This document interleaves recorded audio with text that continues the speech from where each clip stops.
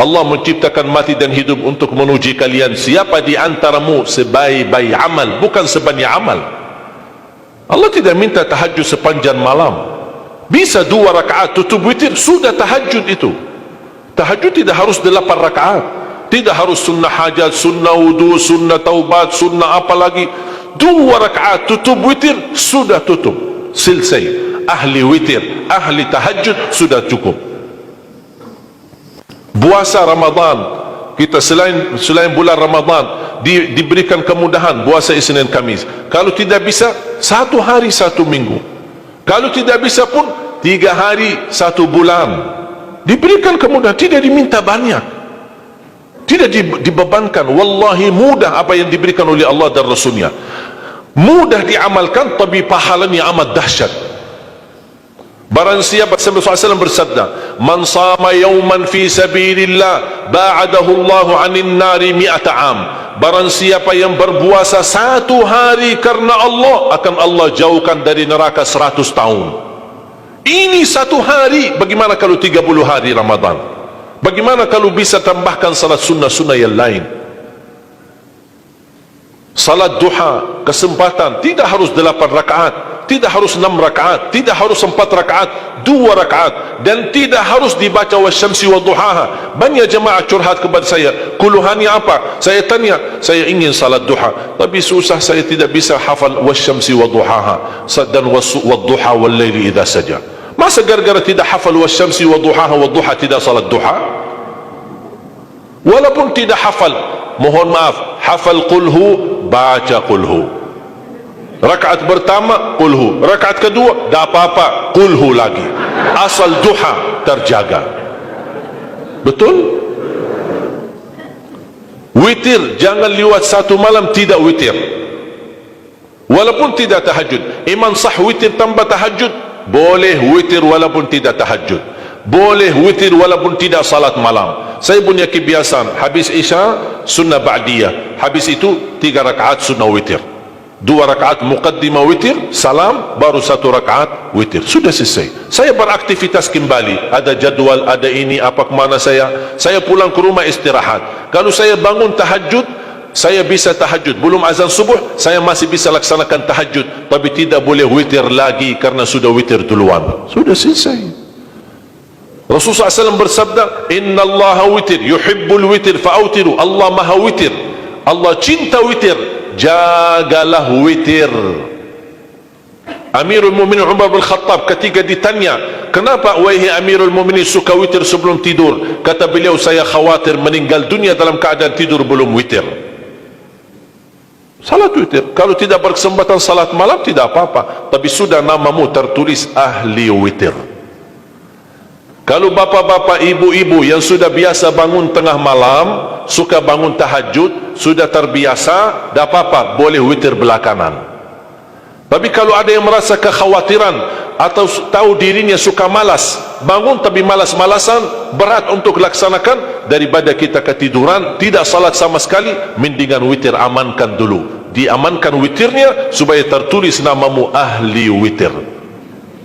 Kalau sempat tahajud syukur, tidak sempat alhamdulillah sudah tertulis nama kita ahli witir. Termasuk baca Quran, sedekah subuh, termasuk amalan yang sangat mudah tapi sangat terbaik dan agung manfaatnya, bahkan dahsyat balasan Allah.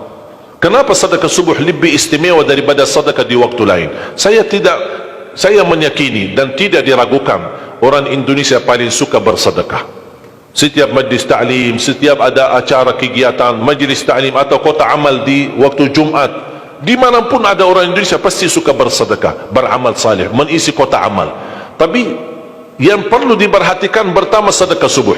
Kenapa sedekah subuh lebih istimewa? Karena ada malaikat yang Allah turunkan, tugasnya cuma satu, mendoakan orang yang bersedekah di subuh hari. Siapa yang tidak mau doa malaikat? Yang kedua, di subuh hari selalu kita bersedekah, termasuk di waktu subuh maupun di waktu lain. Sering saya memperhatikan jarang jamaah menggunakan doa sesudah sedekah. Padahal doa sesudah sedekah atau sedekah disertai doa dahsyat, bahkan doa terjamin makbul. Saya harap mulai hari ini sudah siapkan kotak amal di rumah. Bapa punya satu, istri punya satu, anak-anak masing punya satu.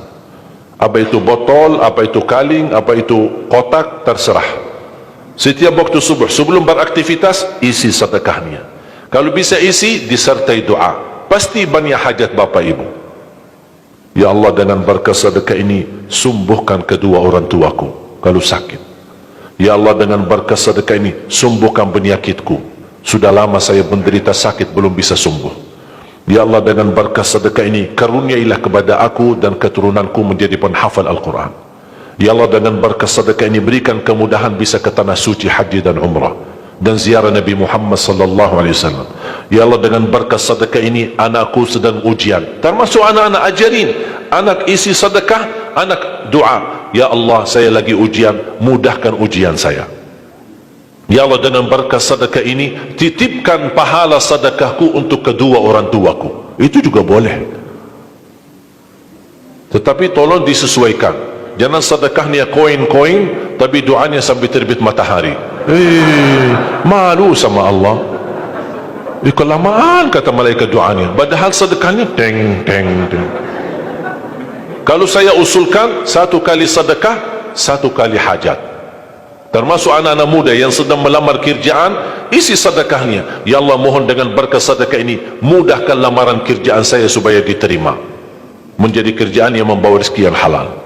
Termasuk jodoh, termasuk keluarga yang sudah lama menikah belum punya keturunan. Saya punya teman 17 tahun tidak punya keturunan. Dia menggunakan sedekah subuh sama istighfar, alhamdulillah 6 bulan kemudian beliau telefon saya, istrinya hamil.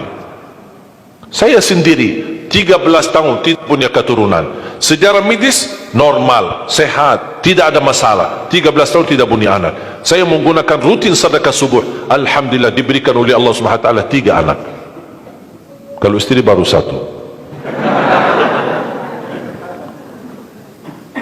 Dahsyat manfaatnya sedekah subuh untuk hajat kita. Kapan saja bapak ibu bersedekah, jangankan hanya sedekah subuh, kalau bisa sedekah subuh menjadi amal ibadah yang tetap. Selain sedekah subuh, kalau anda gunakan sedekah dimanapun, termasuk di hari Jumat, isi kotak amal, jangan lupa disertai doa, sebutkan hajatmu.